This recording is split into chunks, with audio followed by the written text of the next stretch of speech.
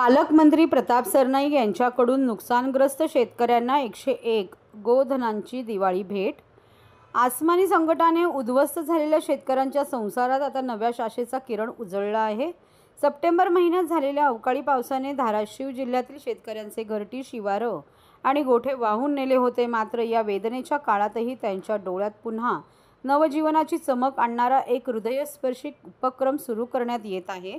पालकमंत्री प्रताप सरनाईक यांच्या वतीने ज्या शेतकऱ्यांची दुभती जनावरे वाहून गेली आहे अथवा मृत पावली आहेत, अशा नुकसानग्रस्त शेतकऱ्यांना 101 दुभती गोवंश जनावरांची दिवाळी भेट दिली जाणार आहे। नरक चतुर्थीच्या शुभमुहूर्तावर या उपक्रमाचा प्रारंभ राज्याचे उपमुख्यमंत्री एकनाथ शिंदे यांच्या हस्ते करण्यात आला। यावेळी बोलताना मंत्री सरनाईक म्हणाले की धाराशिव जिल्ह्यातील ज्येष्ठ पत्रकार प्राध्यापक सतीश मापणे यांनी नुकसानग्रस्त शेतकऱ्यांची व्यथा मांडणारे पत्र लिहिले। शेतकऱ्यांच्या जिव्हाळ्याच्या साथीदार असलेल्या दुभती जनावरे अवकाळी पावसाच्या महापुरामध्ये वाहून गेली तर काही मृत पावली। त्यामुळे त्या शेतकऱ्यांच्या संसाराचा आर्थिक कणाच कोलमडून पडला।